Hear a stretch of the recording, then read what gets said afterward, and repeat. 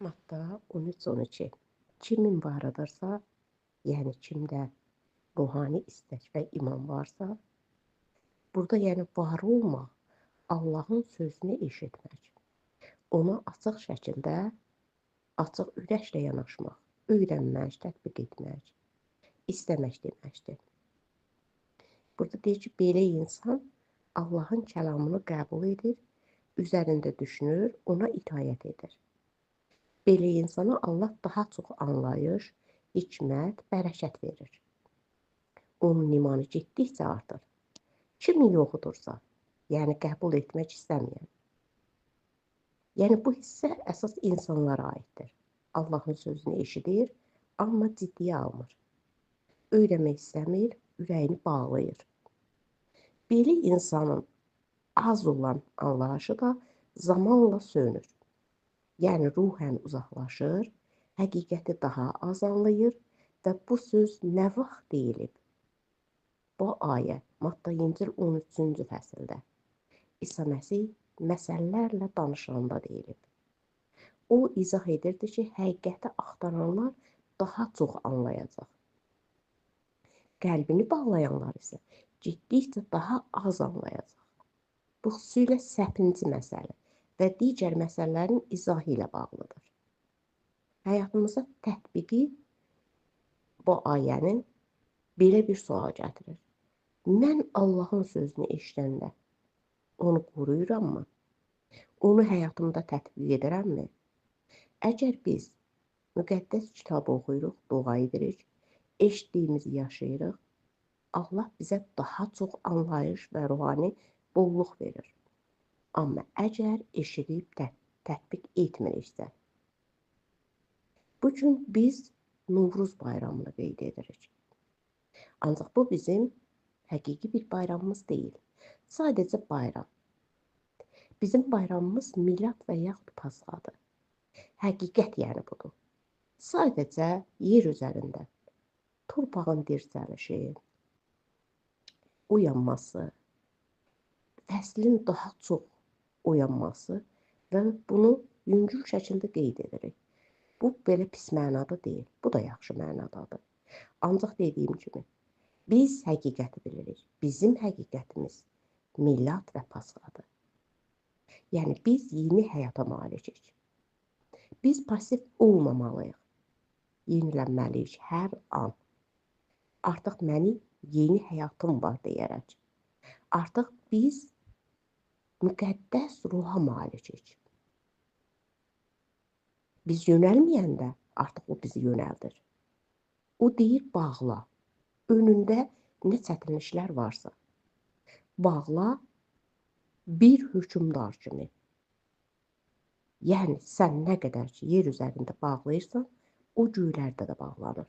Hansı ki sənə negativlik gətirən, sənə tənbəllik gətirən, səni ruhda zəiflədən, bərəkətsizliyi, xəstəliyi, hər bir şeyi bağlaya bilərsən. Bir hökmdar kimi, dediyim kimi.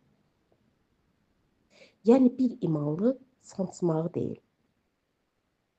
Yəni əsas o dünyada olan şeyləri sancmalıdır. İnsanları sancmaq deyil. Yəni əgər sən anlayırsan ki, sən yer üzərində əhdi ilə onlara, aslanlara yüz gələcək bir hökmdarsan və o zaman sən onları bağlayırsan. İmanla bağlayırsan və həqiqətən onlar bağlanır. İlanlar, əqrəblər sənin ayaqlarının altında tapdalanır. Yəni sən dindar olanda heç bir vaxt Allahla birbaşa ünsiyyətin yox idi. İsa Məsih vasitəsilə sən yeni həyatın gözəlliklərinə nail oldun. Hökmdar, pis qüvvələrin üzərlərində səlahiyyət sahibi oldun. Dində bunu edə bilməzsən. Yəni öz səlahiyyətindən istifadə etməlisən. Mən artıq bir toxumam, o hansı ki mən o toxumum kimi daim bəhər verəcək birisi olmalıyam. Əgər sən deyirsən, mənim yoxdur, o zaman əlində olan da alınacaq. Əgər sən deyirsən ki, Rəbb mənə bunları ver və onları bir alət kimi istifadə edirsən və o zaman hər şey həyatında dəyişilir. Və Matta 25-14-də də baxa bilərik. Səyahətə çıxan adam. Burada səyahətə çıxan adam İsa Məsih. Və burada qullar söhbəti gedir. İmanlı insanları göstərir. Əmlak, talantlar Allahın bizə verdiyi nemətlərdir. Yəni səmavi padşahlıq belədir. Allah insanlara müxtəlif şeylər verir. Onları etibar edib idarə etməyə çağırır. Əmlakını onlara əmanət etdi. Baxın, burada görürük ki, İsa Məsih öz əmlakını əmanət etdi bizə. Bu nə deməkdir? Allah hər bir insana bir şey əmanət edir. Bu təkcə pul deyil. Allahın bizə verdiyi talantlar. Sağlamlıq, vaxt, bilik, hikmət, iman, ruhani anlayış, xidmət etmək qabiliyyəti, insanlara təsir etmək imkanı hər kəsə eyni deyil. Amma hər kəsə mütləq bir şey verilir. Biri isə qorxudan gizlədir və istifadə etmir. Hansı ki o talantlardan. Allah işlədənləri tərifləyir. İstifadə etməyənləri isə danlayır. Allah bizə verdiyini istifadə etməyimizi istəyir. Və bu ayədə bizə sual verilir. Allah mənə nə əmanət edib? Mən onu istifadə edirəmmi? Yoxsa bizə verilən ruhani anlayış, xidmət qabiliyyəti bir talantdır. Onu istifadə etdikcə Allah daha çox bərəkət verir. Bu ayı bizə xatırladır. Biz sahiblərik, əmanətçilərik. Bir gün Rəbb qarşısında hesabat verəcəyik. Verdiyi nemətləri necə istifadə etdiyimizi. Romalılar 12:1-ə baxaq. Beləliklə, ey qardaşlar, Allahın mərhəməti xatirinə sizə yalvarıram. Bədənlərinizi diri, müqəddəs və Allahı razı salan bir qurban olaraq ona təqdim edin. Bu sizin ağılla etdiyiniz ibadətdir. Bu ayədə çox mühüm bir çağırışdır. İmanlının gündəlik həyatını necə yaşamalı olduğunu göstərir. Allahın mərhəməti xatirinə. Allah bu qədər mərhəmət göstəribsə, biz də ona cavab verməliyik. Yəni bu ayə şükür və minnətdarlıq həyatının bir çağırışıdır. Bədənlərinizi diri qurban olaraq təqdim edin. Əvvəlki dövrlərdə insanlar qurbanlıq heyvanları Allah üçün təqdim edirdilər. Amma indi Allah bizdən heyvan qurbanı yox, öz həyatımızı istəyir. Diri qurban nə deməkdir? Bu deməkdir ki, həyatımızı Allah üçün yaşamalıyıq. Davranışlarımızı onu razı salan, gündəlik seçimlərimizi düzgün etməliyik. Bunlar müqəddəsliyə aparır bizi. Ölmüş qurban yox, yaşayan bir həyat qurbanı. Müqəddəs və Allahı razı salan. Bu həyatımızın belə olmasını bildirir. Günahdan uzaq olmaq, doğru, təmiz həyat yaşamaq, sözlərimiz, əməllərimizlə Allahı razı salmaq. Bu mükəmməl olmaq demək deyil. Amma səmimi şəkildə Allah üçün yaşamaq deməkdir. Bu bizim ağılla etdiyimiz ibadətdir. Bu çox maraqlı ifadədir. İbadət təkcə dua etmək, kəlam oxumaq, məclisə getmək deyil, toplantılara. Bütün həyatın ibadətə çevrilməsidir. Necə danışırıq, necə davranırıq, necə xidmət edirik. Bunların hamısı ağılla edilən ibadət olur.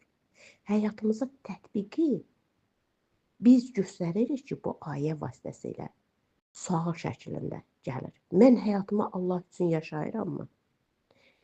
Günlük seçimlərim onu razı salırmı? Mənim həyatım ibadət kimidirmi? Bu yalnız sözlə yox, həyatla ibadət etmək çağırışıdır.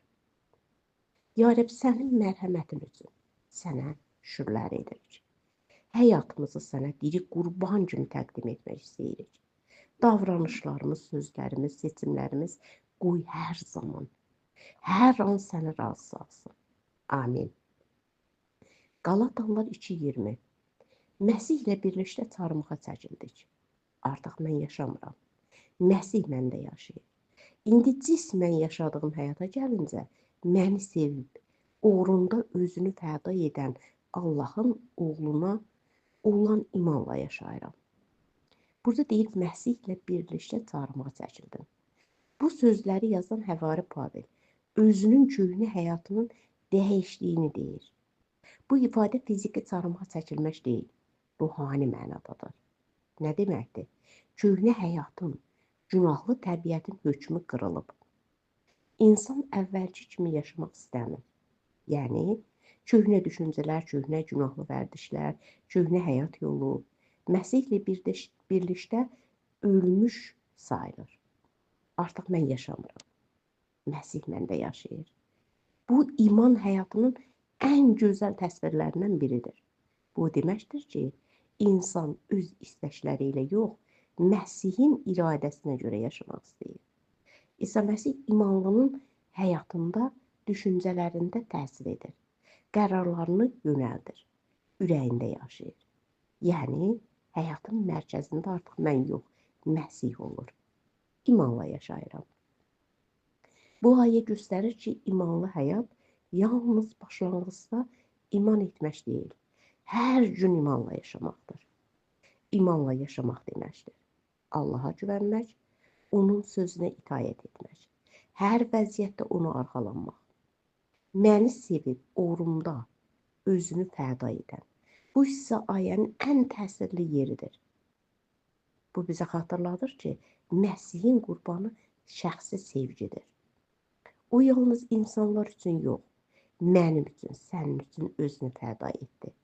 Bu fikir imanlının ürəyində minnətdarlıq, sevgi, itaət istəyi doğurur. Həyatımıza bunu tətbiq edirik. Bu ayə bizə suallar verir. Mən köhnə həyatımla hələ də yaşayırammı? Yoxsa Məsihin məndə yaşamasına icazə verirəmmi? Mən gündəlik həyatımı imanla yaşayırammı? Məsih məndə yaşayırmı? Həyatını artıq tətbiq edirsən. Yəni, bu ayə imanlının kimliyini təsvir edir. Mən özüm üçün yox, məni sevən İsa Məsih üçün yaşayıram. Amin.